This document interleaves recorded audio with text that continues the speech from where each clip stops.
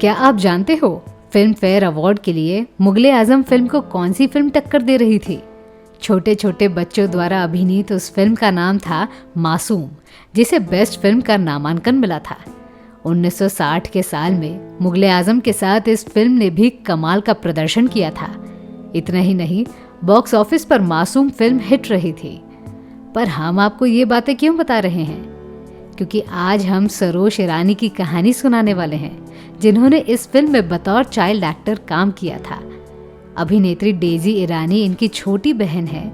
वहीं नानी तेरी मोरनी को मोर ले गए इस गाने में दिखने वाले चाइल्ड आर्टिस्ट हनी ईरानी भी इनकी बहन है। ये कुल मिला के 5 भाई बहन हैं, जिनके नाम इस प्रकार है: मेनका, बन्नी, सरोज, डेजी और हनी। नमस्कार, आदाब, सत श्री अकाल, हेलो दोस्तों। Biography and real life story पर आप सुन रहे हैं मेरी यानी अनामिका की आवाज़। इन सभी भाई बहनों का प्राथमिक जीवन और उनके माता पिता की पूरी कहानी हमने डेजी ईरानी के एपिसोड में बता दिया था। इसीलिए इस कहानी की शुरुआत सरोज ईरानी के फिल्मी जीवन से शुरू करूंगी। उनके माता पिता कौन थे और वे लोग कैसे अलग हो गए, उस वीडियो में इन सभी बातों पर विस्तार से बात हो चुकी है। अगर आपने वो वीडियो देखी नहीं है तो डिस्क्रिप्शन बॉक्स में और वीडियो के अंत में दिखने वाले कार्ड्स में उन वीडियो की लिंक मिल जाएगी। 7 अगस्त 1948 को जन्मे सरोज ईरानी की जिंदगी 2 भागों में विभाजित हुई है। उन्होंने पहले चाइल्ड एक्टर के रूप में मासूम जैसी कुछ सुपरहिट फिल्मों में काम किया और उसके बाद उन्हें छोटी उम्र में ही इंडस्ट्री को छोड़ना पड़ा। उनके माता पिता ने उनका एडमिशन नासिक के द बेनर्स बोर्डिंग स्कूल में किया था। इसी स्कूल में फिल्म जगत के जाने माने कलाकारों ने पढ़ाई की थी, जिसमें राज कपूर, विनोद खन्ना और दिलीप कुमार जैसे कलाकार शामिल हैं। जब सरोज 12 साल के थे तब छुट्टियां बिताने मुंबई आ गए। एक दिन वे अपनी माँ पेरीन नौशीर ईरानी के साथ जुहू में टहल रहे थे। संयोग से मशहूर डायरेक्टर सत्येन बोस भी वहीं थे। वे पेरीन ईरानी को पहले से ही जानते थे। उन्होंने पेरीन के इस बड़े बेटे को कभी देखा ही नहीं था, इसीलिए सरोज को लेकर पूछताछ करने लगे। पेरीन ने सत्येन को बताया कि सरोज नासिक में ही पढ़ता है। सरोज को लेकर सत्येन बोस कुछ ज्यादा ही चर्चा करने लगे और उनकी एक्टिंग स्किल पर सवाल पूछने लगे। ये सुनकर पेरीन को शक हुआ। उन्होंने तुरंत ही सत्येन को उनकी अगली फिल्म के बारे में पूछा। इस पर सत्येन ने कहा कि उनकी अगली फिल्म के लिए उन्हें चाइल्ड एक्टर की जरूरत है। ये सुनकर पेरीन ने तुरंत ही सरोज की सिफारिश कर दी। इसके पहले उन्होंने अपने सारे बच्चों को फिल्म जगत में उतारा था और इस बार सरोज के लिए कोई किरदार खुद चल कर आया था।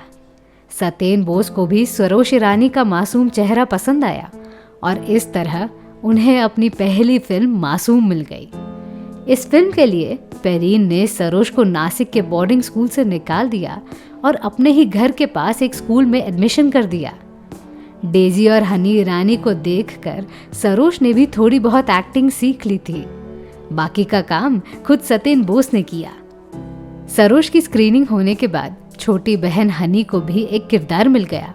इस फिल्म में रियल लाइफ की तरह रियल लाइफ में भी वो उनकी छोटी बहन बनी। मासूम फिल्म में कुल मिलाकर 3 मुख्य बाल कलाकार थे: सरोज, अजीज और हनी। उनके अलावा एक घनश्याम नामक बाल कलाकार भी थे, जिन्होंने अपने आखिरी दिनों में तारक मेहता का उल्टा चश्मा इस कॉमेडी सीरियल में नट्टू काका की भूमिका निभाई थी। अशोक कुमार, मनमोहन कृष्णा और मोहन चोटी ने भी मुख्य भूमिकाएं निभाई थी। फिल्म में उम्दा अभिनय करने के बाद भी सरोज ने अपना अभिनय सफर जारी रखा नहीं। हालांकि इस फिल्म के बाद उनकी गृहस्थी, मनमौजी, सौतेला भाई और आरती फिल्म रिलीज हुई थी, जिसमें सरोज का वो अभिनय दिखा नहीं जो मासूम में दिख चुका था। इस कारण से अन्य फिल्मकारों ने उन्हें अपनी फिल्म में कास्ट किया नहीं होगा, पर फिल्म इतिहासकारों के अनुसार वे खुद एक्टिंग में अपना करियर बनाना नहीं चाहते थे। हालांकि अगले 4-5 साल तक उन्होंने बतौर असिस्टेंट डायरेक्टर काम करना जारी रखा। 1968 की वतन से दूर और 1971 की ऐसा भी होता है में उन्होंने असिस्टेंट डायरेक्टर का काम किया था, पर इस काम में भी उन्हें ज्यादा इंटरेस्ट दिखा नहीं। एक्टिंग छोड़ने के बाद उन्होंने अपने भाई बन्नी के साथ मिलकर कंस्ट्रक्शन का बिजनेस शुरू किया, पर 3 साल के भीतर वो कंपनी भी बंद हो गई। उसी के बाद उन्होंने फिल्म प्रोडक्शन में अपना नसीब अपना के देखा। अंततः 1979 में उन्होंने मोना राजपूत नामक एक खूबसूरत एक्ट्रेस से शादी कर ली। 2010 के दशक में टीवी सीरियल में दिख चुकी डेलनाज सरोज की ही बेटी हैं। डेलनाज के अलावा उन्हें एक दूसरी बेटी सबा भी है।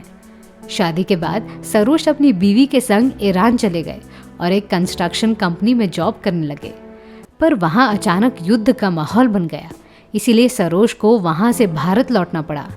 आखिरकार सरोज अपने भाई के साथ मिलकर एक बेकरी चलाने लगे, जो आज भी ग्रैंड रोड स्टेशन के सामने देखने को मिलती है।